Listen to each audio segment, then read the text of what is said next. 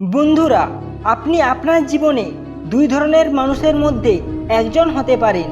প্রথম ধরনের মানুষ যিনি কোনো ঘরে ঢুকেই বলেন, হ্যালো এভরিওয়ান, আমি চলে এসেছি।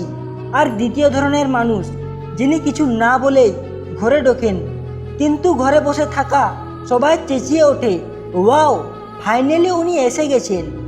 যেখানে প্রথম ধরনের মানুষ আসলেই আসেন বা যান, তাতে কেউ খুব একটা গুরুত্ব দেয় না।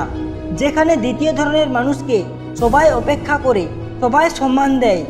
আর সবচেয়ে ভালো ব্যাপার হলো, আপনি কোন ধরনের মানুষ হবেন এই সিদ্ধান্ত সম্পূর্ণ আপনার হাতে।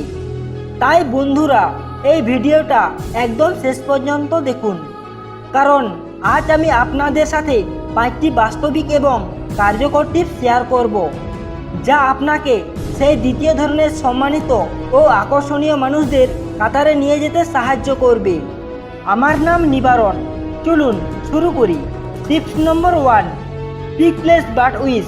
চিন্তা করে কথা বলুন।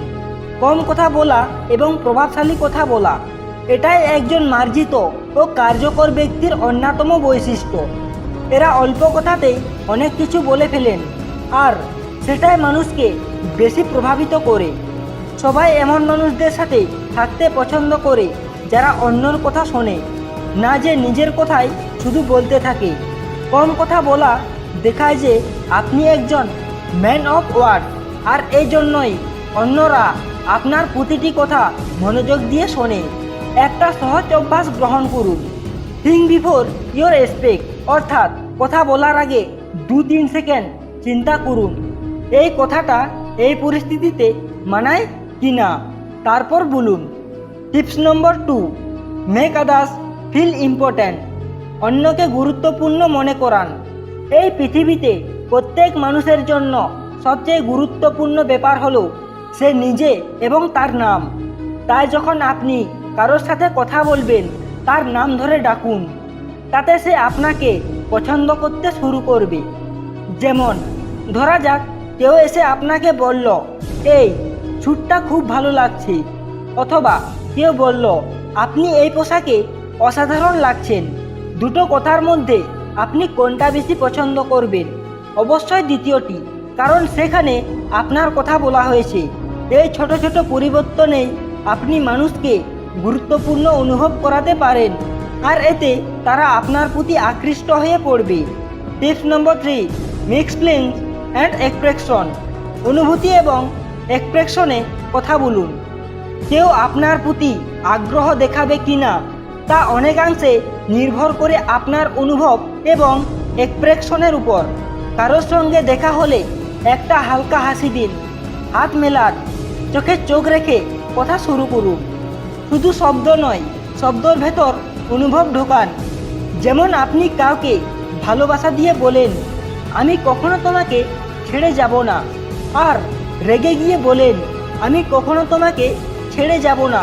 শব্দ এক, কিন্তু অর্থ বদলে যায়। তাই আপনার মুড অনুযায়ী কথা বলুন। ফানি মুডে থাকলে মজার করে বলুন, সিরিয়াস হলে সিরিয়াসলি বলুন। Tips number 4, give the option. বিকল্প দিন। এক গবেষণায় দেখা গেছে 98% কথোপকথন দুজনের সম্মতিতে শেষ হয় না। তবে আপনি চাইলে অন্যর থেকে আপনার কাজ করিয়ে নিতে পারেন যদি আপনি তাকে বিকল্প দেন।